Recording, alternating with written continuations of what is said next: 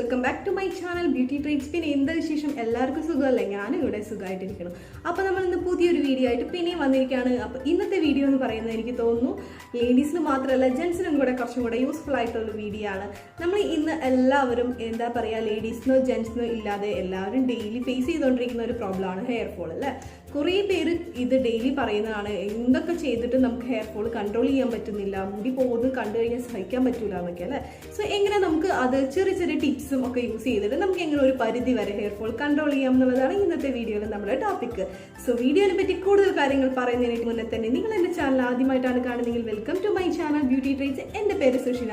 ഞാനിവിടെ beauty related, fitness related, travel related videos എല്ലാം upload ചെയ്യുന്നതായിരിക്കും. സോ ഞാൻ അപ്ലോഡ് ചെയ്യുന്ന വീഡിയോസ് എല്ലാം തന്നെ മുടക്കം കൂടാതെ കാണുന്നതിനായിട്ട് നിങ്ങൾ ഇതുവരെ എൻ്റെ ചാനൽ സബ്സ്ക്രൈബ് ചെയ്തിട്ടില്ലെങ്കിൽ എൻ്റെ ചാനൽ തൊട്ട് താഴെയായിട്ട് റെഡ് കളറിൽ ഒരു സബ്സ്ക്രൈബ് ബട്ടൺ ഉണ്ടാവും. സോ ജസ്റ്റ് അതൊന്ന് ക്ലിക്ക് ചെയ്യുക. അതിൻ്റെ തൊട്ടപ്പുറത്ത് ഒരു കുഞ്ഞു ബെല്ലൈക്കൺ ഉണ്ട്, അത് കൂടി ക്ലിക്ക് ചെയ്ത് കഴിഞ്ഞിട്ടുണ്ടെങ്കിൽ ഞാൻ ഫ്യൂച്ചറിൽ ഇടുന്ന എല്ലാ വീഡിയോസും നോട്ടിഫിക്കേഷൻസ് വഴി നിങ്ങൾക്ക് മിസ്സാവാതെ കാണാനും പറ്റും.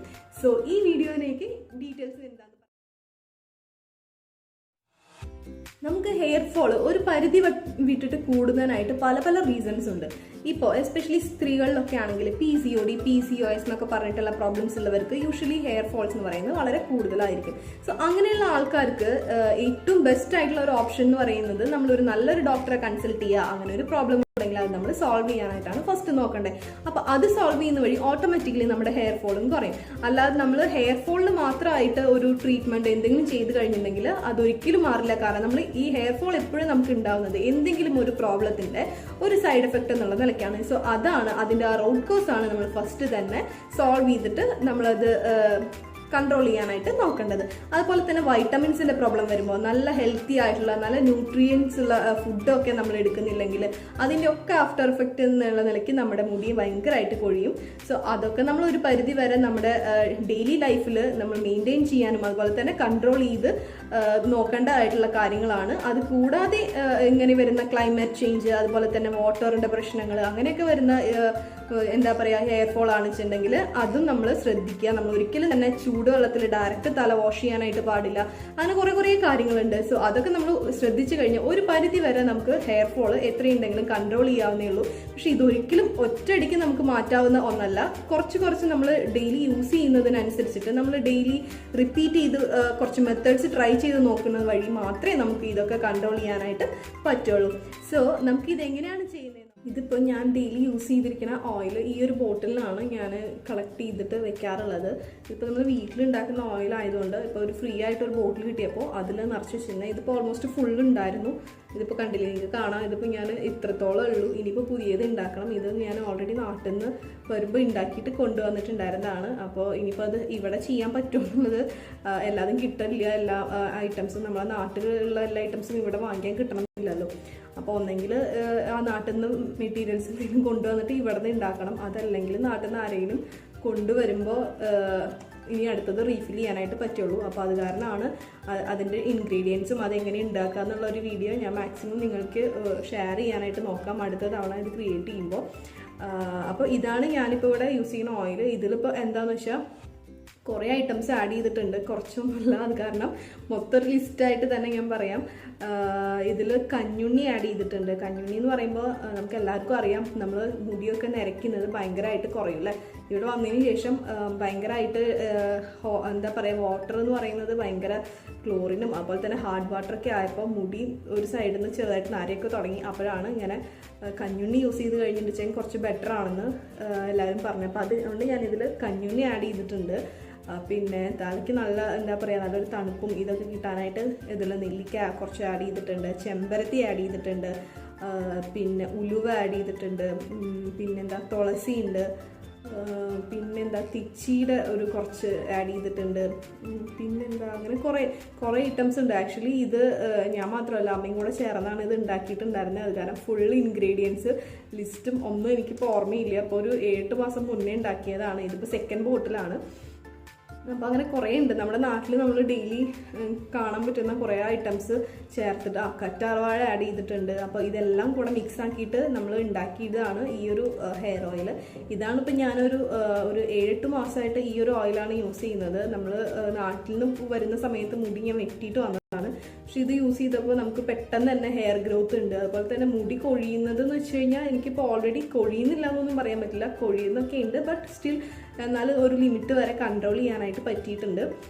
പിന്നെ എന്താ, നമ്മളിതൊരു വീക്ക്ലി 2 days 3 daysന് ശേഷം അപ്ലൈ ചെയ്യാനായിട്ടാണ് ശ്രമിക്കേണ്ടത്. ഞാനും അങ്ങനെ തന്നെ ചെയ്യുന്ന, ഒരു 2 days 3 days കൂടുമ്പോൾ വീക്ക്ലി ഇത് അപ്ലൈ ചെയ്യും.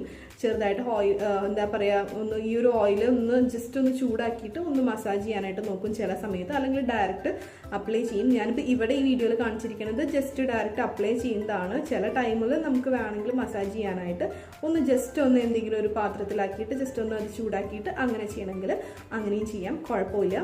അപ്പോൾ ഇത് എങ്ങനെയാണ് നമുക്കിത് എന്താ പറയുക, തലയിൽ നമ്മൾ നല്ലൊരു ഹെയർ മസാജ് ചെയ്തിട്ട് തല വാഷ് ചെയ്യുന്നതിന് മുന്നേ എങ്ങനെ ഒരു നല്ല മസാജ് ചെയ്യാം, എങ്ങനെ കുറച്ച് കൺട്രോൾ ചെയ്യാം ഹെയർ ഫോളൊക്കെ നോക്കാം.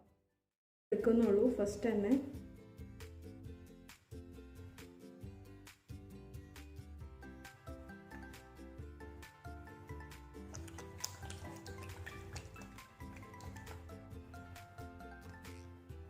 നമ്മൾ ഇത് എന്താ പറയുക, തലയിൽ ഇങ്ങനെ ഫുള്ള് അപ്ലൈ ചെയ്യണം. ഇതിപ്പോൾ ഏറ്റവും നമ്മൾ ചെയ്യാനായിട്ട് ഈസി ആയിട്ടുള്ള മെത്തേഡ് എന്ന് പറയുന്നത്, ഒന്നെങ്കിൽ നമ്മളിങ്ങനെ പാർട്ടീഷൻ ഓരോന്നായിട്ട് ചെയ്തിട്ടിട്ട് ഇങ്ങനെ ആക്കുക. അപ്പോൾ നമ്മൾ കറക്റ്റ് സ്കാൾപ്പിൽ മസാജ് ചെയ്യാനായിട്ട് പറ്റും.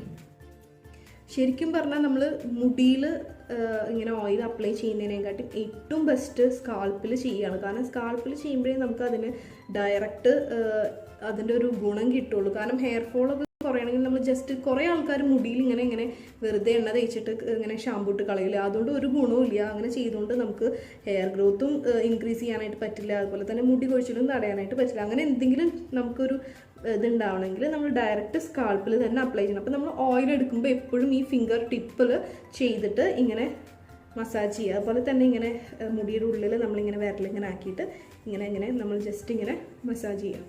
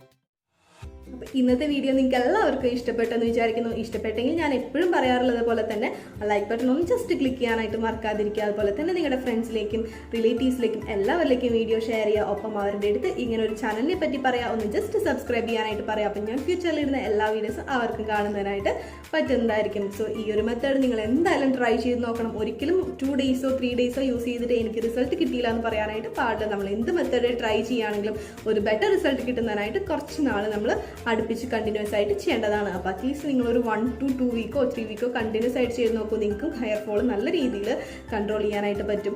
സോ നിങ്ങൾക്ക് കിട്ടിയ റിസൾട്ട് എന്താണെങ്കിലും എൻ്റെ കമൻറ്റ് ബോക്സിൽ താഴെ റിപ്ലൈ ആയിട്ട് മെൻഷൻ ചെയ്യാനായിട്ട് മറക്കരുത് കേട്ടോ. നമുക്ക് നെക്സ്റ്റ് ഒരു വീഡിയോയിൽ പുതിയൊരു ടോപ്പിക്കുമായിട്ട് കാണുമായിരിക്കും.